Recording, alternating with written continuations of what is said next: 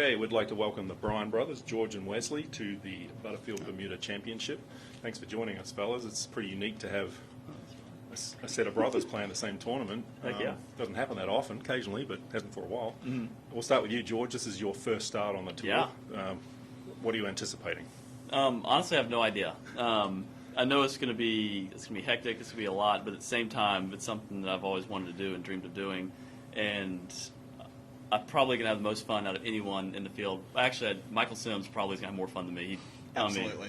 But anyway, so my goal is to have as much fun as possible, and whatever happens on the golf course is irrelevant to me. But also, I'm here to compete. My game is good enough to play well and compete with these guys, and so I'm going to have a lot of fun. But also, I'm very curious, excited to see what my game looks like stacked up against some of the best players in the world.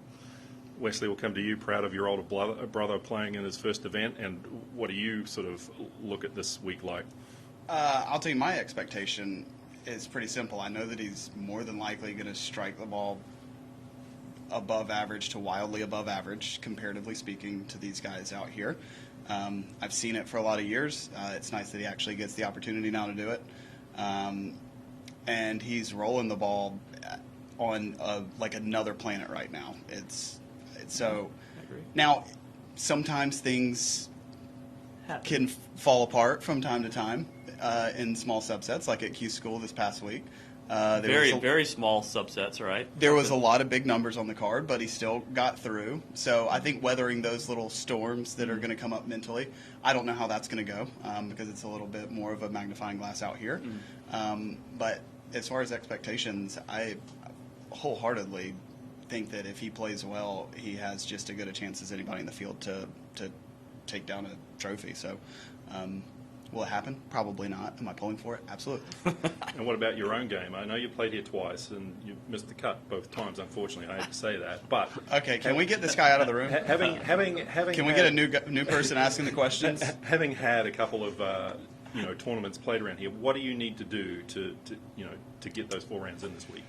Let's see. I don't remember the first time I was here, but I probably was hitting it horrible.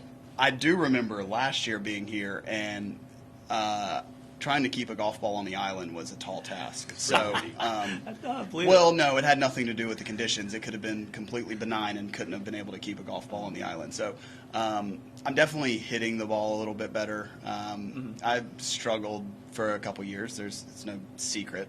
My track record. It's not just here, believe it or not. It was everywhere I played on the PGA Tour. It was a little bit of a hit and giggle and try and find it and figure out how to shoot somewhere close to even par and stay close to cut lines, which it was a modern-day miracle that I was close to a lot of cut lines over the last couple of years. But I feel like my game right now is in a much better place than it was last year. Just need to get the ball in the fairway and make a couple putts, and I think we'll be all right. Well, I'm going to bring the positives now. You are a PGA Tour winner, and you have had a top 10 this season.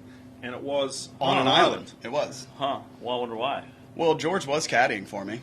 There we go. And we did have the YouTube squad rolling deep there. So actually the guy right behind your right shoulder, Carney, was there. That was his tryout, his debut, his tryout. And we just locked him down full time because we had such a great time. So we are going to try and bring back the island vibes here. And just talk about the YouTube channel and your activations and gathering content on that. You've got a lot of followers. What do you hope to bring to those followers that you have and gain more followers by doing what you're doing? I think the number one goal is just to try and, like, we were waiting for this this deal to start, and George is out there signing autographs and taking pictures with kiddos. It's just to try and reach that younger audience and introduce them to the game in a more fun way. Not saying the PGA Tour is not fun, but you just don't get the access to get to know people necessarily throughout the rounds of golf. Now they do very amazing things on the golf course, but you don't really get to know them. So trying to add like that, get to know the people that are actually playing the game, and we're trying to branch out and tell some more of the stories of the guys that are out here through more long-form content creation and essentially just grow the game. George, for people that don't know much about you, I said this is your first PGA Tour event, but you have played other tournaments. Can you just give us a quick synopsis of kind of where you've played and what you've done? This year, so I've played one Mountain Tour event, local US Open qualifier, pre-qualifier and Monday qualifier for the Wyndham, and then pre-qualifying for Q School and first stage, and played well in every event. Like, it's been kind of fun because, again, I've competed my whole life, but the last few years, it's been no secret, I've been focusing pretty much solely on YouTube and doing that and trying to grow that. And this year, every time I teed it up, I played well and scored well. I think 71 is my worst score this year, and 70 is my second. Everything else is 69, 65, 66. Competing. Oh, right. Well, Sean Martin just got a text message a couple days ago when we were jabbering in our group chat. So, Sean, if Sean's watching this, tell him to either drop a screenshot or actually just copy paste. George sent over his full year's track record of scores. It's like fun. I mean, again, my main job is filming YouTube videos, but again, I'm playing good golf, so I'm still wanting to compete and be sharp in tournaments. But I go and lose in a playoff at the Wyndham Monday qualifier, my first Monday in like 5 years. I go to pre-qualify. To who? Yeah, you were in it. Go to pre-qualify and win that. Finished 8th last week at first stage of Q School. Tied for the win. Yeah, that's a win. T1's a win. I don't care. And so I'm always, like Wesley was saying, I was 3 holes away. I had a triple and 2 doubles away from finishing like second. So like my game, every event I play in is good. So it's been fun to create content, but it's also been fun to compete and get like every time I've teed it up, I've had a chance to win or finish well in tournaments. And so it's got the kind of competitive juices and. You forgot to mention your top 3 in the YouTube championship here at the golf course that we're about to play. Yes, I did not win our own YouTube championship here. I had it. Or finish second. Yeah, finished third. Grant Horvat did beat me. Wesley did beat me. I was leading with 4 to go and lost. Anyway, it's bitter about that. But did make a hole-in-one when I was here filming. On a par 3 course. So anyway, so it's been fun to do both, film content, tell stories, create videos, which I really enjoy doing, but also play some good golf in the process, and it's been a fun, kind of cool year. So let me pose this. So when you get through the second stage in another week or two, and you get to the final stage and you play well there, and your situation changes, and you'll be playing tournaments. Where does the whole Bryan Brothers YouTube channels, where does that go? Is it still going to be doing some of that, or is it going to tone down a little bit, or we're going to we'll ramp it up. It'll be that'll be my dream to do both, play on the Korn Ferry, the PGA Tour, but also tell the story in honestly a better sense. I'll probably hire another film guy, another editor, and we'll tell the story and keep growing that, because honestly it's something I really enjoy doing. But if you look at the scores, I'm playing just as good a golf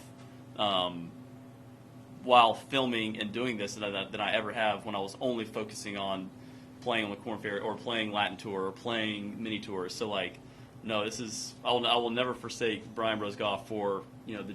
I tried it once. I made it to the PGA Tour or the Korn Ferry Tour, then the PGA Tour, and I left once. And yeah, you're not leaving again, my friend. All the mean things that he said to me during that process, it would be extremely hypocritical for him to leave. No, but it will be a fun problem to have, because I will definitely play, but also I want to tell our story and our journey and keep doing what we're doing online, because it really is a fun. We have a community of people that are following our journey and a part of this. That they're as much of a reason as me playing well right now than it is my own practice and my own abilities, I think. Yeah. And the YouTube thing, it is actually now there aren't guys that are necessarily chasing it full time, but we have like George said, a community of people. It's still highly competitive. Yeah. It engages the competitive juices that we need. Because we're not playing in front of a live audience of hundreds of thousands of people, but it feels like that. Right. And so the matches are always good, and the formats always change. It's fresh, it's fun, it's competitive. Mm-hmm. So as far as giving that up just to go try and bang your head into the wall on the Korn Ferry Tour at 34 with 35 with a couple kids. Yeah. I just don't see George saying I want to give up everything to go try and chase professional golf full time. Okay, so Bermuda, let's get away from the golf for a second. What are you guys doing in Bermuda while you're not playing golf? I mean, now, that is my vacation, my dream vacation is playing golf while on vacation. So honestly for me, I'm just enjoying looking at that ocean, sitting on the back porch, drinking some bubblies. Now, yesterday in the Professional Pro-Am, I did have a seltzer. Which one would you go with? I went with the ranch water. It was delicious. No, so it's not the greatest choice, but it's a good choice. So it's been fun to this is one of the most beautiful courses I've ever been to. So just seeing it and taking it all in, but also the people here, some of the nicest, probably the nicest people I've ever been around. So feeling at home, feeling like family, and just enjoying the community here has been amazing. But also just, our driver this week, Gregory, has been taking us to some like local kind of fast food places and local restaurants, and just like getting a feel for the island and like just taking it all in, because we've never been here before, and it's just been a fun week. Wife's here, mom and dad are here, and so it's been cool experiencing Bermuda for the first time. And I'm solo, Yeah. and OG Fortnite just dropped this past week, so I have been I've been catching copious amounts of dubs with the boys, so that's been what I've been doing. That's fine, whatever. Dude, I'm telling you, I'm a little jealous. I wish I was amazing. doing that, but I'm enjoying what I'm doing as well. Dude, OG Fortnite, I'm telling you, it brings back I got into it. I know. was Yeah, going to be Call of Duty for life. I made that pact, and then I had shoulder surgery. They put me in this device where my arm was like this for like 6 months, and it just felt perfect to hold a controller. So right when shoulder surgery happened, it happened to coincide with when Fortnite came out. So George lured me in because he was 32 years old and still playing video games. And so I was like, okay, I'll get back into it. So now it's bringing back all of those fun memories in a sling. Yeah. And it's so much better than I can even describe. Is it success off the golf course? Yeah, I mean, I literally, I just posted on my Instagram story a picture of Yeah, you put it up. Yeah, that's work. #1 victory, Yeah. Battle Royale. Impressive. Buttercuts 59. Go ahead and add me. But going back to your guys' golf game, how would you guys assess each other's game on complementing each other's strengths of the game? Oh, you talking about 2-man scrambles? Yeah, What, I think we're a formidable duo because like our strengths. I mean, they couldn't complement each other better. I feel like what I do well, I drive the ball well and hit. I mean, you're a great iron player, but I drive the ball extremely well, and that's his kind of weakness. He putts and chips it insanely well. Now I do putt it really good, but like what I don't chip it as good as him, wedge as good as him. So like when we're a team, we mesh perfectly together. And so because when I start berating you as a teammate, it feels different than if you're an opponent. Yeah. So it doesn't necessarily affect him as much mentally. Mentally I'm much better. Yeah. No, but it is cool. Like growing up, he was always a better putter and chipper than I was, but I was always a better driver and ball striker. So like we were exact opposites. We'd shoot the same numbers, but it would just always look a heck of a lot different.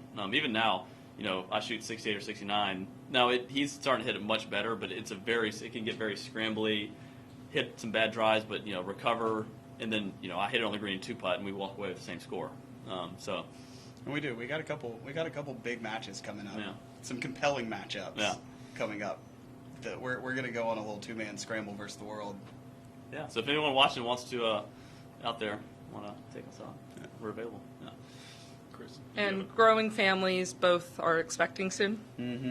Yeah, soonish. I guess May for us for number 2, which is, I mean, that's it's funny. It's like Q school somehow is like the least stressful thing I got going on. We just got to move in a house that needed renovation. Wife's pregnant. We have a 2-year-old, and then it's like, oh, got Q school in there. But I'm like, this is way less stressful. Even though Q school is the most stressful thing I've ever done. But yeah, so we have a lot going on, but they're all great things, and it's cool that everything we're doing right now. Especially, I mean, you have another on the way. We got another one on the way, due in February. Our sister has one on the way, and hopefully she doesn't deliver this week because her whole family's here on the island. It's tough to get back. So, yeah, we got a lot of kids, a lot of grandkids for mom and dad. Being similar in age, how great is it now to raise your guys' kids in such similar age, hanging out? It's the best. I mean, we were just with each other for Halloween. So Andy loves Hadley and Winnie. and you can tell which ones are raised well and which ones are raised by wolves. And it fits perfect when you see their temperaments. Yeah, but it's fun, like, all of us being the same age, being like, mom and dad told us growing up, you'll see one day. And like raising kids is far better than anything you could ever imagine, and way more awesome than golf and YouTube. So it's fun to be able to do it with Wesley. He's got a little more experience. Only by a few years though. 3, I think. 3. Yeah. So yeah. Chris, go ahead. question for both of you guys. Obviously, the content is a huge part of what you're doing here this week, but it's a PGA Tour event. You're focused on shooting the lowest number you can. How do you He's got it all wrong already. compartmentalize? Apparently so, but if you are trying to compartmentalize that at all, how would you go about, keeping the content going, but also, staying locked in when you tee it up? Yeah, it really is a great question, because like people think, oh, well, you got to focus on golf. You got to focus and like worry about playing a PGA Tour event or a Q school. But for me, like not the less I focus, but I need something to not make the professional golf or the tournament the sole focus. And like that's what YouTube has done. That's why you're seeing me play better golf, because I am out there filming a video and like I'm thinking about like, okay, is my guy in a good angle? Does he get a shot? Like I know he's going to get it, but I just like I'm able to turn my mind off of like the situation. I can just think of, hey, let's. Like, what kind of, this is going to be a good video or whatever, and then I can get back locked into golf. So it's not only a stressful golf tournament 24/7. And it's been amazing, because, like, my brain needs something to distract it. And, when I was playing full-time, I couldn't just turn it off and be like, oh, let's go have a conversation with this and not think about this 6-footer for par to make the cut. Now it's like, well, make or miss, like, we're going to get a YouTube video and it's going to be fun. And, shoot, let's see how well I can shoot the process. Yeah, the number one goal is to make great content. And the way you make great content is if you play great golf. So the better he plays, or the better I play, the better the videos more than likely will perform. So as long as you're trying to make great content, then hopefully good scores will follow. Yeah. Now there's a time like we do a great job of like going out there to get a 15 or 20 minute or an hour, like whatever practice we need to get done. Yes. And like, of course. But then coming back, okay, let's go film, let's go take a couple pictures, a couple videos. But yeah, we do. I think it's helped us with my time management, or like just like, okay, I know I need to get something done because I'm going to be filming later, so let's make sure we get some quality work in. But it's more for me, and probably Wesley too, like giving that something to like take our minds off of the task at hand and the stressful nature that is professional golf. It's it's only a win. Awesome. Thank you. Realistically, we're all here to win. What would be a satisfying result or outcome for you guys individually this week? I think if Wesley beats me, you'd be satisfied, and if I beat Wesley, I'd be satisfied. But I mean, I kind of like, I've been thinking about this a lot. It's like, what my goals this week are, maybe not to win, but to compete at some level. And like my game is good, and so I know, like, even just like through a few weeks ago, or a month ago, like, they would have been like, okay, if I just make the cut or if I just play okay. But now it's like I'm playing good, so it's like, man, what about top 10 to get to next week? Which sounds silly because I make YouTube videos for a living, but like the game's been that good in tournaments. So like, I don't think it sounds silly at all, because I watch you play and it is tremendously more talented. It's not a knock on a lot of the people in the field this week, but tremendously more talented than the vast majority of the field that's teeing it up this week. So yeah. I don't feel like it's a stretch to say that you have a chance to compete and win. Yeah, as a YouTuber. Yeah. What about you, Wesley? I mean, every time I tee it up, it's to try and win a golf tournament. So, I mean, ideally, I'd like the top 10 to secure my spot in next week, because I think I don't know, I hadn't checked the sheet, but I was either one in or one out, and can get knocked out by yahoos like him that top 10. So yes. I need to go ahead and try and lock that spot up, because I love Sea Island, love the golf courses next week. So, yeah, that's my goal. All right. Well, we appreciate you guys making the time for us, and have a great week. Yeah. Anything else? Absolutely. I mean, again, my first job is to create content and do this thing. So Perfect time. The kid's going to get 5. Yeah. Anything else? I'm here all week. So thank y'all. Thanks.